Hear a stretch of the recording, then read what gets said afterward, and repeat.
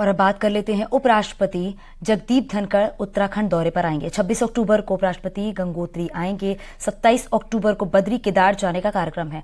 वहां उपराष्ट्रपति पूजा अर्चना करेंगे और 27 अक्टूबर को देहरादून के FRI में कार्यक्रम में शिरकत करेंगे। तो 26 अक्टूबर को गंगोत्री जाएंगे जगदीप धनखड़। बताया जा रहा है 27 अक्टूबर को जगदीप धनखड़ जो है उत्तराखंड के दौरे पर रहेंगे। इस दौरान क्या कुछ कार्यक्रम रहने वाला ये भी हम आपको बता रहे हैं। तो 26 अक्टूबर को गंगोत्री जाने का कार्यक्रम है।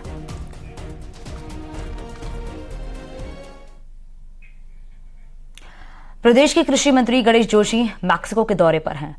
कानकुन शहर में गणेश जोशी ने वहां की सबसे बड़ी मंडी का निरीक्षण किया है। मंडी के बिजनेस मॉडल और साफ सफाई को देखकर मंत्री ने कहा कि इस तरीके का मॉडल उत्तराखंड में भी अपनाने की जरूरत है। इसके साथ ही मंत्री ने देहरादून में दिसंबर में होने जा रहे इन्वेस्टर समिट को लेकर मैक्सिको के किसान कारोबारियों से इन्वेस्टमेंट की दिशा में आगे बढ़ने की अपील की है। मैक्सिको के बाद 2 दिन के लिए मंत्री जर्मनी भी जाएंगे।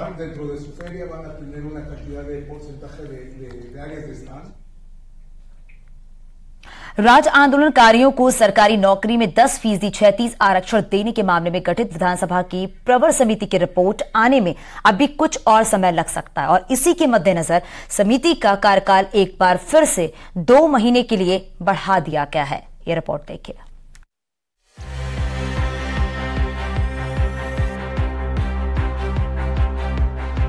उत्तराखंड राज्य आंदोलनकारियों और उनके एक आश्रित को सरकारी नौकरी में 10% क्षैतिज आरक्षण देने संबंधी विधेयक को राज्य सरकार ने सितंबर में आयोजित विधानसभा के मॉनसून सेशन में पेश किया था।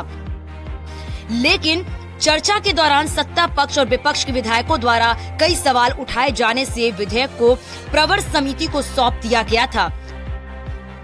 प्रवर समिति को 15 दिन में अपनी रिपोर्ट देनी थी, लेकिन रिपोर्ट सौंपने के बजाय समिति का कार्यकाल एक बार फिर 2 महीने के लिए बढ़ा दिया गया।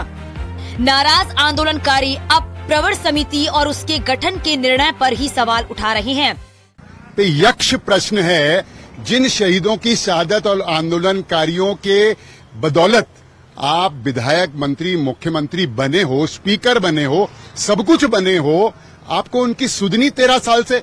हाँ, ये बात मैं खुले तौर पे कहूंगा कि पुष्कर सिंह धामी जी के प्रथम और द्वितीय कार्यकाल में इस दिशा में तेजी से प्रयास बढ़े हैं, लेकिन ये प्रवर समिति जो ये 1 महीने के बाद अब 2 महीने का समय ले रही है, इसका कोई औचित्य नहीं है। अब जो है इन्होंने हमारे लिए दरवाजे खोल दिए हैं कि कहीं भी अगर प्रतिकार हमें इनका करना पड़ेगा, विरोध करना पड़ेगा, तो विरोध करने के लिए उत्तराखंड राज्य इंक्वायरी मंच तैयार है। जो है सरकार के जो नेता है, जो ये मंत्री हैं, विधानसभा अध्यक्ष हैं, या इसमें किसका खेल चल रहा है, इसके लिए आने वाले समय में बहुत जल्द पटाक्षेप होगा। उधर राज्य आंदोलनकारी रहे प्रवर समिति के सदस्य विधायक विनोद चमोली का कहना है कि समिति सभी तथ्यों की गंभीरता से पड़ताल कर विधेयक पर विचार कर रही है, ताकि इसका लाभ पाने वाले लोगों को भविष्य में किसी कानूनी अड़चन का सामना नहीं करना पड़े।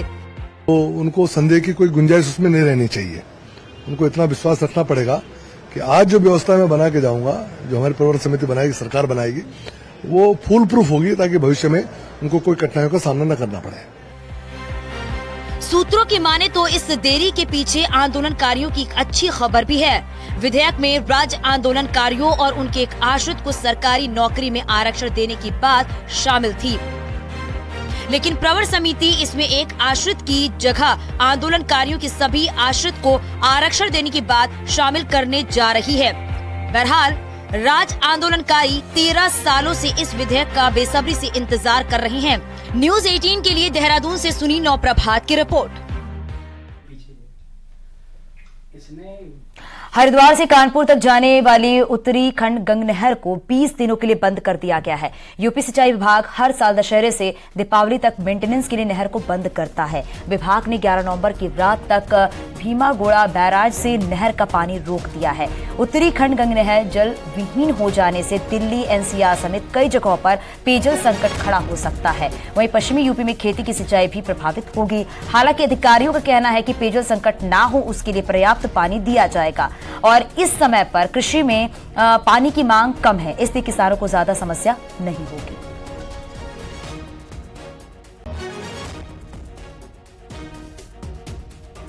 इसमें जो भी हमारे मेन कैनाल के जो भी आंतरिक सेक्शन में जो भी वर्क हैं, चाहे वो हमारे स्ट्रक्चर हैं और हमारे बेड है, इंटरनल सेक्शन में जो भी वर्क होते हैं प्रायोरिटी के, वो हम कराते हैं। टिहरी झील में बोट संचालन पर पर्यटन सुविधाओं का जिम्मा टिहरी झील पर्यटन विकास प्राधिकरण यानी कि टाडा के पास है, जिसके लिए टाडा बोट मालिकों से मोटा टैक्स भी वसूलता है। लेकिन सुविधाओं के नाम पर सिर्फ औपचारिकताएं पूरी की जाती हैं। बोटिंग पॉइंट तक जाने वाला रास्ता खतरनाक हो गया है, लेकिन इस ओर ध्यान नहीं दिया जा रहा और इसके साथ ही सैलानियों के लिए पूरी व्यवस्थाएं भी नहीं है, जिसकी कई बार शिकायत भी की गई है, लेकिन कोई कार्रवाई नहीं हुई।